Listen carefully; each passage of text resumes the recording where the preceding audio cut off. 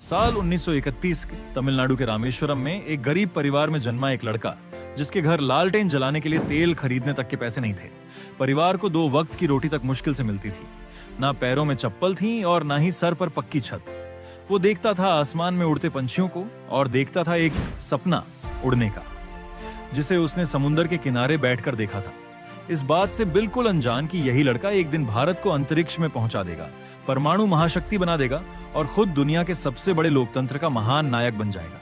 ये कहानी है इंडिया के missile man, Bharat Ratna doctor APJ Abdul Kalam जी की। एक ऐसी शख्सियत जिसके 0 हेटर्स थे, जिनके मुंह से निकला हर एक शब्द आज के युवा के लिए सबसे बड़ी सीख है और जिनका पूरी दुनिया इतना सम्मान करती थी कि 26 मई 2005 को जब कलाम साहब ने स्विट्जरलैंड में कदम रखा ना, तो उनके सम्मान में वहां की गवर्नमेंट ने उस दिन को साइंस डे डिक्लेयर कर दिया। लेकिन क्या आप जानते हैं कि एक छोटे से कमरे से निकलकर भारत के प्रेसिडेंट बनने तक का उनका सफर इतना मुश्किल था कि कोई आम आदमी बीच में ही दम तोड़ दे। इनफैक्ट कलाम साहब ने भी एक बार अपनी जान लेने की कोशिश की थी। आज हम सर एपीजे अब्दुल कलाम जी की इसी स्ट्रगल स्टोरी के बारे में बात करेंगे, जो आपको हर मुश्किल से लड़ने की हिम्मत देगी। कलाम का जन्म 1931 में रामेश्वरम में एक बेहद गरीब परिवार में हुआ था। उनके पिता एक छोटी सी नाव चलाते थे, जिससे मुश्किल से 2 वक्त की रोटी मिलती थी। एक छोटे से कमरे वाले घर में कलाम अपने 4 भाई बहन और माता पिता के साथ रहते थे और शाम होते ही उनके घर घना अंधेरा छा जाता था। बस जो हल्की सी रोशनी आती थी वो होती थी चांद की रोशनी, और कभी कभार लालटेन जलाने के लिए तेल खरीदा जाता था, जिसका भरपूर इस्तेमाल वो रात में पढ़ाई के लिए किया करते थे। और उनके माता पिता भी खुद अंधेरे में बैठकर अपने बच्चों को पढ़ने के लिए लालटेन दे देते थे। बचपन से ही कलाम को सीखने में बहुत दिलचस्पी थी।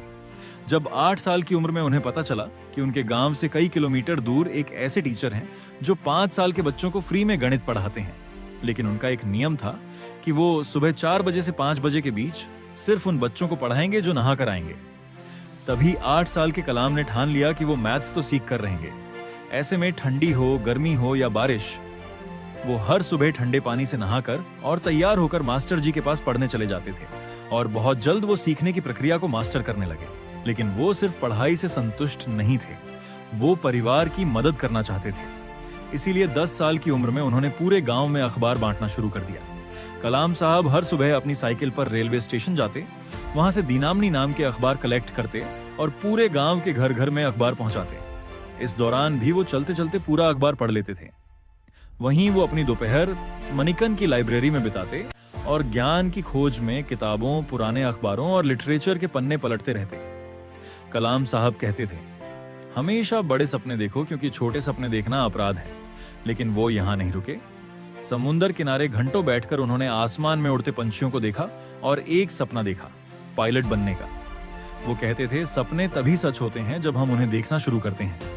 लेकिन इस सपने की राह में इतने कांटे बिछे थे कि आगे बढ़ते हुए उनके पैर ही छिल गए, जिसमें सबसे बड़ा कांटा था आर्थिक तंगी। इस सपने को पूरा करने के लिए उनके परिवार ने भी हर संभव कोशिश की। 1951 में उन्हें सेंट जोसेफ कॉलेज में एडमिशन दिलाने के लिए उनकी बड़ी बहन ने अपने सोने के कंगन गिरवी रख दिए। कलाम साहब ने भी पूरी मेहनत से पढ़ाई की और यहाँ से फिजिक्स में डिग्री लेकर वो 1955 में Madras institute of technology (IIT) पहुंचे, एयरोस्पेस इंजीनियरिंग पढ़ने।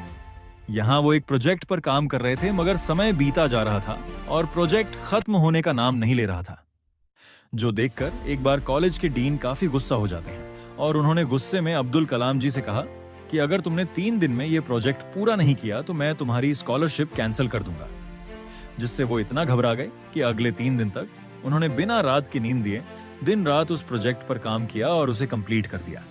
जो देख डीन काफी खुश हुए और उन्होंने कलाम से कहा कि मैं जानता था कि तुम में वो काबिलियत है, लेकिन मैं देखना चाहता था कि तुम में मुश्किल वक्त को सहन करने की क्षमता है या नहीं। और इसी घटना से उन्हें काफी आत्मविश्वास मिला। लेकिन वो कहते हैं ना, सब कुछ आसानी से मिल जाए तो कोई महान न बन पाए, और उन्हें महान बनाने के लिए ही कुदरत ने उनकी राह में एक और बड़ा ट्विस्ट लाया। जी हाँ, उन्होंने अपने सपनों को पूरा करने के लिए इंडियन एयरफोर्स के एग्जाम दे दिए और इंटरव्यू देने देहरादून चले गए। लेकिन बदकिस्मती से वायुसेना में सिर्फ 8 वैकेंसीज थीं और कलाम साहब को 9th रैंक मिला और वो अपने पायलट बनने के सपने को हकीकत बनाने में फेल हो गए। उस वक्त वो नौजवान अपनी आंखों के सामने हर उम्मीद को टूटते हुए देख रहा था। दुख, दर्द और पीड़ा इतनी थी कि उन्हें अपनी जान लेने तक के ख्याल आए। उस वक्त वो उत्तराखंड के ऋषिकेश में चले गए और एक दिन वो गंगा किनारे टहल रहे थे। उस वक्त उनके दिमाग में नदी में कूदने के ख्याल भी घूम रहे थे, मगर तभी उन पर स्वामी शिवानंदा की नजर पड़ी। उन्होंने कलाम के पास आकर उनके कंधे पर हाथ रखते हुए पूछा, बेटा क्या हुआ?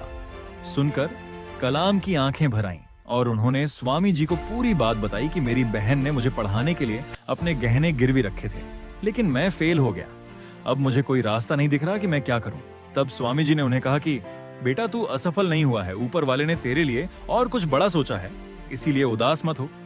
वापस जा और कुछ नया करने की कोशिश कर, क्योंकि जीवन में हर रोज सूरज निकलता है और नया सवेरा होता है। स्वामी जी की इस बात से अब्दुल कलाम सर को काफी हिम्मत मिली और उन्होंने वापस आकर defence research and development organisation DRDO join कर लिया। लेकिन यहाँ छोटे मोटे प्रोजेक्ट पर काम करके वो खुश नहीं थे। इसी बीच उनकी मुलाकात विक्रम साराभाई से हुई, जिन्होंने APJ अब्दुल कलाम की काबिलियत से खुश होकर उन्हें अपना स्टूडेंट बना लिया और Indian National Committee of Space Research INCOSPAR में ट्रांसफर मिल गया, जहां उनका पहला मिशन था भारत के पहले रॉकेट की उड़ान भरना। लेकिन शुरुआती स्टेज में होने के कारण इनकोस्पार के पास ना तो कोई वर्कशॉप थी और ना ही कोई ऑफिस। हर चीज कठिन लग रही थी। इसे अंजाम देने के लिए उन्हें सबसे पहले एक जगह चाहिए थी। कलाम साहब और उनकी टीम ने हार नहीं मानी। उन्होंने केरला के थंबा गांव में एक चर्च को अपना वर्कशॉप बना लिया और वहां के फादर के घर को अपना ऑफिस। फिर सरकार से मिले थोड़े बहुत पैसों से उन्होंने बकायदा पूरे रॉकेट को ही बना डाला। लेकिन यहाँ पर उनकी मुश्किलें खत्म नहीं हुई, क्योंकि रॉकेट को लॉन्च पैड तक ले जाने के लिए उनके पास कोई साधन नहीं था। तभी उन्होंने रॉकेट के पूरे पार्ट्स को डिसमेंटल किया और सभी टुकड़ों को बैलगाड़ी और साइकिल की मदद से लॉन्च पैड तक पहुंचाया। After months of hard work and experimentation, finally in मुश्किलों के बाद 21 नवंबर 1963 को यह रॉकेट लॉन्च करके भारत ने अंतरिक्ष में अपना पहला कदम रखा। लेकिन क्या आप जानते हैं कि एक मिसाइल मैन जिन्होंने इस देश को उसकी असली ताकत दिखाई, उनका नाम मिसाइल मैन एक सक्सेसफुल नहीं बल्कि एक फेल प्रोजेक्ट से पड़ा था। जी हाँ, तो हुआ यह था कि साल 1959 में डॉक्टर अब्दुल कलाम भारत के सबसे पहले सैटेलाइट लॉन्च प्रोजेक्ट SLV-3 के डायरेक्टर बने। मगर उस वक्त जनता को स्पेस में जाने की अहमियत पता ही नहीं थी। इसीलिए लोगों ने कई सवाल उठाए और उन्हें इस मिशन के लिए काफी कम बजट मिला। लेकिन फिर भी सर APJ अब्दुल कलाम इस मिशन के लिए इतने ज्यादा डेडिकेटेड थे कि उन्होंने अपने करियर में एक भी वीकेंड ऑफ नहीं लिया, कोई छुट्टी तक नहीं मनाई और खून पसीने से SLV-3 को तैयार किया। इसी बीच उनके पिता की मौत हो गई, लेकिन वो अपने लक्ष्य से भटके नहीं। उन्होंने इस प्रोजेक्ट को अपनी निजी जिंदगी से ऊपर रखते हुए पूरा किया। लेकिन जब अगस्त 1979 में उनकी 10 साल की मेहनत की असली परीक्षा हुई, यानी कि रॉकेट लॉन्च हुआ, तब यह सितारों को छूने के बजाय बंगाल की खाड़ी में जा गिरा। उस वक्त लोगों ने उन्हें काफी ताने मारे, बहुत खरी खोटी सुनाई। ऐसे में किसी भी इंसान की हिम्मत टूट सकती है, लेकिन उन्होंने हार मानने के बजाय अपनी गलतियों पर ध्यान दिया और सिर्फ एक साल के अंदर 18 जुलाई 1980 के दिन SLV-3 रोहिणी का सक्सेसफुल लॉन्च करके उन्होंने भारत का झंडा अंतरिक्ष में लहरा दिया।